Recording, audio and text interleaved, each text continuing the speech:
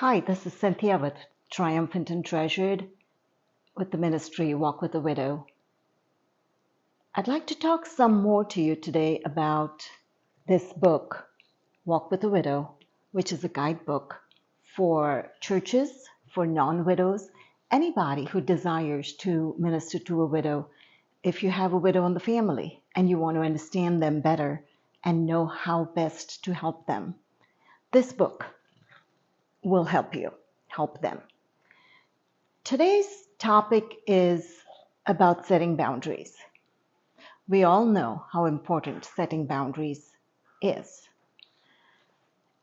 It may feel like you're being stern or overly strict with someone who's grieving, and sometimes that may well be the case. However, if you truly understand what's going on in a widow's heart and mind, you will find the balance to helping them and setting boundaries on just how much you do and how much they need to do for themselves. This topic's covered on pages 16 to 19. Yes, 16 to 19 in Walk with the Widow. The first thing you have to understand about a grieving widow, regardless of how far they are from the actual moment of loss, is that they are vulnerable. A vulnerable widow, any vulnerable person for that matter, is at risk. You're at risk for being needy, legitimately in many cases, of the help and assistance of those around you. You also, because of you being vulnerable, are not a very good judge of character. The slightest effort on somebody else's part to help you and reach out to you can feel like a lifeline. It's so important that people around a widow protect this widow in her vulnerable state from people who might take advantage of her. In her vulnerability, she may choose to lean on others heavily. One of the hints I can give you is don't refuse to help her. Don't tell her she's being vulnerable or she's being needy. Hear her out. Get her started on the path that she needs to be on, and in bits and pieces, release her to more and more independence. And that comes by allowing her to know that she can do this with someone walking by her side. And eventually she'll do this without anyone walking by her side. Remember, she's done life with someone by her side, regardless of what that marriage was like. You've had someone alongside you. You've not done this alone. So her vulnerability may need of her to lean on you, and that's okay.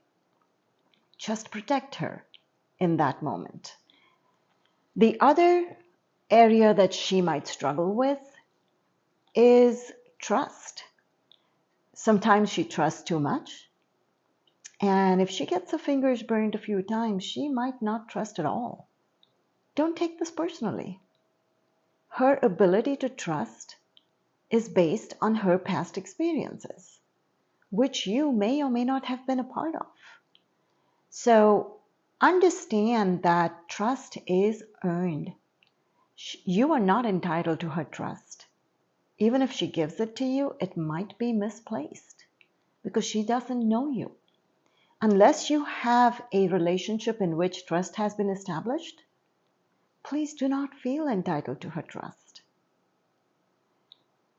Yet another thing we'd like to talk about is, transference. This is an important one.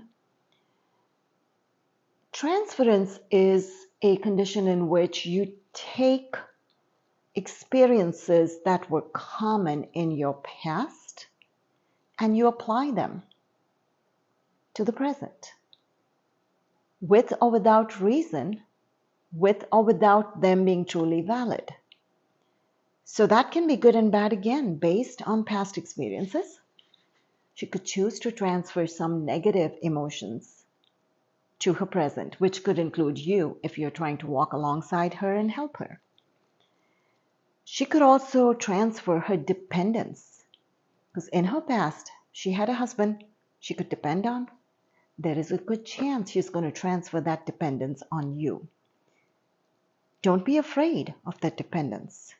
It's okay to say, I am here. I'm not going to walk out on you. But inch by inch, little by little, remind her that she is strong. She is capable. It's a journey. As she heals and processes her grief, she will find her ability to do things without your help.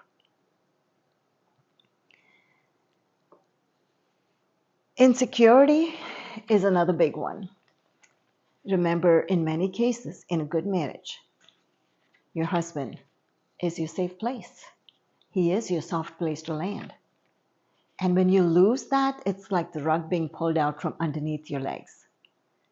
So remember, her insecurity is not personal either, and it's not to be looked upon as something negative.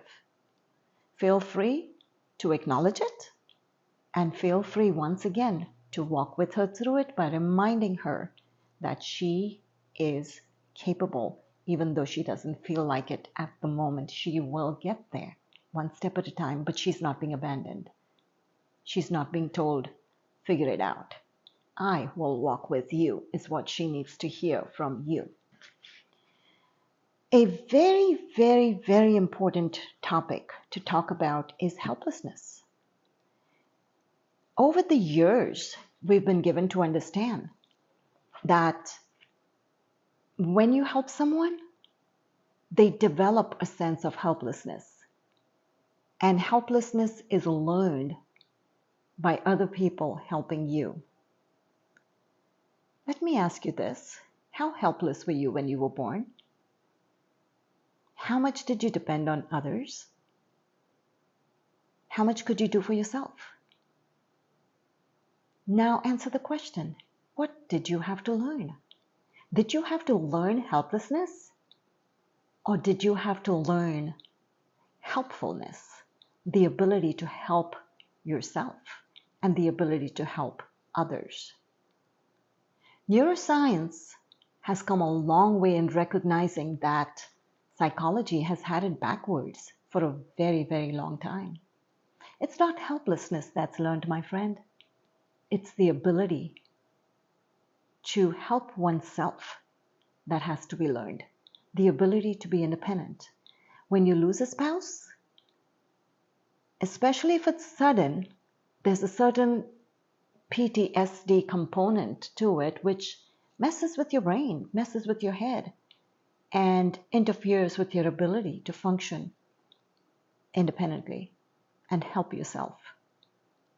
Walk alongside this widow knowing that as she grows in her confidence that she's not alone and has not been abandoned and has people walking alongside her, she will regain her ability to help herself.